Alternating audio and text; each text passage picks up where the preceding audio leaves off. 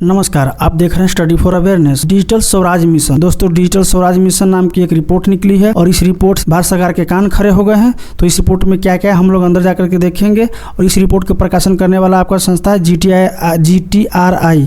इस संस्था के बारे में जान ली। इसका फुल फॉर्म नाम है आपका ग्लोबल ट्रेड रिसर्च इनिशिएटिव। ये संस्था विश्व में ट्रेड के मामले में रिसर्च करती है। इन्होंने भारत की ट्रेड स्थिति जो वर्तमान में है, खास करके डिजिटल क्षेत्र में, उसकी कमजोरियों को उजागर किया है। तो इसके एक्शन में भारत सरकार ने कहा हमें डिजिटल स्वराज मिशन 2030 तक पूरी करनी है।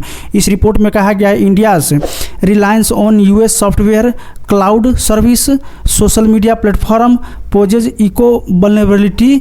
GTRI के अनुसार डिजिटल क्षेत्र में जैसे कि आपका चिप बनाना हो, अमेरिका की बात की जाए, साथियों अमेरिका की बात की जाए तो हमेशा से टेक के मामला में अमेरिका आगे रहा है। उसके पीछे अभी चीन भी उसके पीछे चल रहा है। तो अमेरिका की बात की जाए तो अमेरिका किसी भी समय सेवा एवं डेटा की पहुंच रोक सकता है। जैसा कि अभी ट्रंप की प्रशासन भारत के प्रति रवैया अपनाया हुआ है, ये कभी भी ऐसा कर सकता है। इससे बैंकिंग शासन, गवर्नेंस, रक्षा तंत्र बाधित हो सकता है, क्योंकि सारा डिपेंडेंसी अमेरिका टेक जाइंट पे है। जैसे गूगल हो गया, एंड्रॉयड हो गया, माइक्रोसॉफ्ट हो गया, अमेजन हो गया, मतलब गूगल पे हो गया, यहाँ तक लिख दीजिए। लगभग 50 करोड़ भारतीयों का डेटा अमेरिका में पड़ा हुआ है। तो इससे अमेरिका इसका लाभ उठा सकता है। इस रिपोर्ट में कहा गया है विदेशी प्लेटफॉर्म के जरिए सार्वजनिक विमर्श जैसे पब्लिक डिस्कोर्स को भी नियंत्रित किया जा सकता है। जैसे कि अपना जो एजेंडा चलाना होगा अमेरिका को, तो उसका प्लेटफॉर्म है वो चला सकता है इस पर आसानी से। इस रिपोर्ट में भारत की सुरक्षा या भारत की जो सॉवरेनिटी है, इस पर विस्तार से चर्चा की गई है। जैसे भारत की डिजिटल निर्भरता और सुरक्षा के लिए खतरा साबित हो सकता है। इस रिपोर्ट में कहा गया है मुख्य चिंता क्या है, तो भारत की अमेरिका पर सॉफ्टवेयर, क्लाउड सेवा और सोशल मीडिया प्लेटफॉर्म पर निर्भरता आर्थिक और सुरक्षा के लिए सबसे कमजोर कड़ी साबित हो सकता है। क्योंकि भारत GPS से लेकर के पे हो, अमेजन हो इत्यादि के मामले में भारत पूरी तरह से इस पर निर्भर है अमेरिका टेक जाइंट पे। भू राजनीतिक तनाव के समय जैसे कभी अमेरिका और भारत के साथ युद्ध करना पड़ जाए तो अमेरिका पूरी तरह से इन सेवाओं को बाधित करके भारत को पूरी तरह से बैकफुट पर धकेल सकता है। और एक रेफरेंस के मामले में आप देख सकते हैं, एक रेफरेंस के रूप में इतने सारा एप्लीकेशन है जो भारत में सक्रिय है और यह अमेरिकी कंपनी द्वारा चलाई जा रही है। इंडियन गवर्नमेंट की सबसे बड़ी फेलियर यहाँ नजर आता है घरेलू टेक्नोलॉजी इनोवेशन में सबसे कमी, यानी विश्व स्तर पर सबसे कम होगा मेरे हिसाब से। जैसे कि यहाँ तुलनात्मक रूप से दो देश को देख लेते हैं। भारतीय रिसर्च एंड डेवलपमेंट पर खर्च करता है कितना, तो 0.7%। ये भी ज़्यादा ही है मेरे हिसाब से। 0.64% पिछले साल था, तो इतना खर्च करता है। अमेरिका खर्च कितना करता है, तो 2.8%। जबकि इसका GDP कितना है, 30 ट्रिलियन है। 30 ट्रिलियन अमेरिकी डॉलर है, तो इतना GDP है और उसका 2.8% अमेरिका रिसर्च एंड डेवलपमेंट पर खर्च करती है। वहीं चीन की बात की जाए तो चीन भी पीछे कहाँ है। चीन 2.4% खर्च करता है वो अपने कुल GDP का, जबकि उसका GDP लगभग 20 ट्रिलियन के आसपास है। तो इतना इसका GDP है और फिर भी लोग इतना प्रतिशत में खर्च कर रहे हैं। वहीं भारतीय सरकार कहाँ पीछे रह जा रही है, तो यहाँ पीछे रह जा रही है। और देखे जाए हम लोग सोशल मीडिया की बात की जाए, स्वदेशी सोशल मीडिया नहीं स्वदेशी सोशल मीडिया, तो सर्च इंजन, मोबाइल OS अभी भी विश्व स्तर पर प्रतिस्पर्धा नहीं कर पा रहे हैं। तो इन सभी क्षेत्रों में हमें काफ़ी ध्यान देने की जरूरत है। भारत का अमेरिका डिजिटल पर डिपेंडेंसी से कितना खतरा है वो भी इस रिपोर्ट में बताया गया है।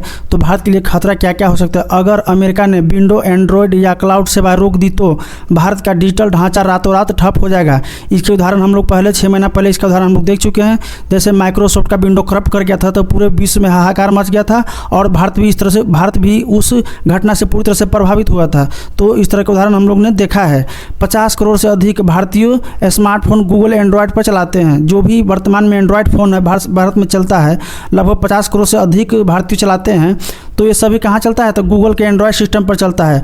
इससे भारत की संचार प्रणाली अमेरिका के निर्णय पर निर्भर हो जाता है। भारत सरकार को कभी अमेरिका के ऊपर कड़े निर्णय लेना हो तो ये सब भारत सरकार के निर्णय को बाधित करेंगे, क्योंकि भारत सरकार डिजिटल के मामला में पूरी तरह से अमेरिका के कंपनियों पर डिपेंडेंस है। और भारत का जो भी डिजिटल इंफ्रास्ट्रक्चर है, यानी आधार हो या जो भी हो भारत में चल रही है, सब उसी पे डिपेंड करता है। तो इसे हम लोग को मुक्ति पाने के लिए आप डिजिटल स्वराज मिशन शुरू करना ही होगा। साथियों, डिजिटल चिंताओं के समाधान के रूप में सुझाया गया इस रिपोर्ट में डिजिटल स्वराज मिशन। इस रिपोर्ट में कहा गया है कि डिजिटल स्वराज मिशन भारत सरकार को शुरू करना होगा और उसके तहत निम्न विशेषताओं पर ध्यान देना होगा। जैसे कि स्वदेशी यानी सोवरेन क्लाउड सिस्टम, जो क्लाउड सिस्टम है जो स्टोरेज के लिए प्रयोग किया जाता है, उसे भारत में देखना होगा, भारत में स्थापित करना होगा।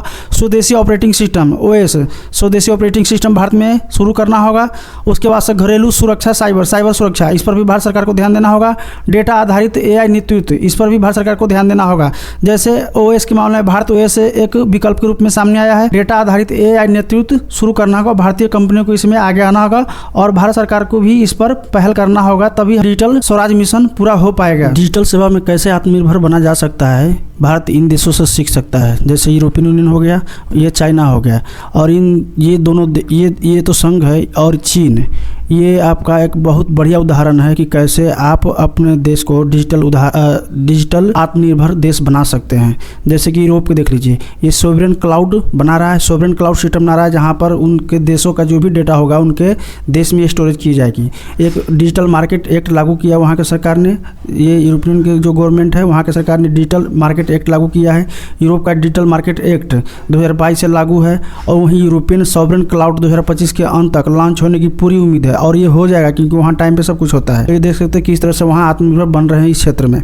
चीन की बात की जाए तो चीन के तक खैर कितना सीख सकते हैं, चीन हमारा पड़ोसी है, चीन हमारा राइवलरी है, चीन से हमारा बॉर्डर सीमा पर विवाद रहता है, लेकिन अगर सीखने की बात की जाए विश्व में किसी से सीखा जा सकता है तो चीन से बढ़िया उदाहरण और कोई देश नहीं मिल सकता है, क्योंकि चीन और भारत लगभग एक ही साथ आज़ाद हुए थे।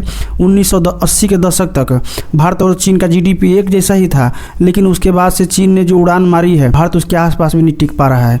तो चीन से उदाहरण जैसे कि रक्षा और उद्योग क्षेत्रों में विदेशी कोड हटाकर स्वदेशी प्लेटफार्म अपना चुका है चीन। चीन में ना तो अमेजन है, ना तो गूगल है, ना तो आपका ChatGPT है, GPS है, और ना ही माइक्रोसॉफ्ट है।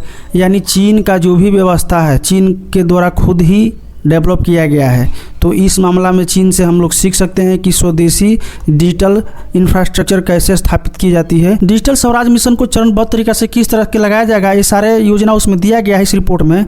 तब भारत की चरणबद्ध योजना इसमें लागू की जाएगी। लघु अवधि पहले 1 से 2 वर्ष के लिए इस योजना को लागू की जाएगी।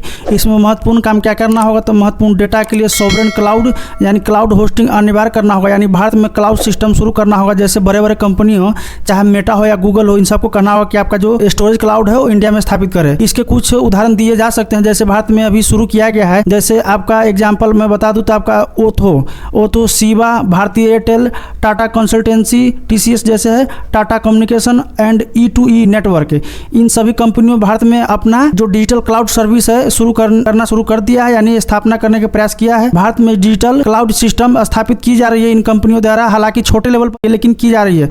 तो इसे और मजबूत करने की आवश्यकता है भारत सरकार को। दूसरा बात किया तो राष्ट्रीय OS प्रोग्राम शुरू करना होगा। जैसे भारत में ऑपरेटिंग सिस्टम उतना अच्छा बना नहीं है, लेकिन इसके कुछ पहल सामने आए हैं। जैसे रूप से Bharat operating system Bharat OS शुरू किया गया था, जो उतना कारगर हुआ नहीं, लेकिन इसको और भारत OS को और मजबूत करने की आवश्यकता है। और इस जैसे एक और आया था माया OS, ये भी अपने आप में जैसा कि विकास के चरण में है, लेकिन की और आविष्कार करने की आवश्यकता है भारत सरकार को और भारतीय कंपनी को। प्रमुख मंत्रालयों में लिनक्स आधारित प्रयोग यानी पायलट शुरू करना होगा। जैसे लिनक्स एक ऑपरेटिंग सिस्टम है, इसके बारे में हम लोग देख, लिनक्स ऑपरेटिंग सिस्टम मुफ्त में मिलता है, और ये ओपन है, मुफ्त में भी है और पेड में भी है, दोनों रूप में है। आप अपना हार्डवेयर अपग्रेड कर सकते हैं, इस पर हार्डवेयर बदल सकते हैं, अपना बूट ड्राइवर किसी भी दूसरे कंप्यूटर में लगा सकते हैं। और लिनक्स आसानी से चलने वाला एक OS ऑपरेटिंग सिस्टम है, तो इसे भी अपनाया जा सकता है। और इसमें अपने सुविधानुसार भारत सरकार सुधार कर सकती है, भारतीयों की जरूरत पूरा करने के लिए, क्योंकि ये ओपन सोर्स ऑपरेटिंग सिस्टम है। इसका दूसरा पहल मध्य अवधि के लिए लाया जा सकता है, जैसे 3 से 5 वर्षों के लिए।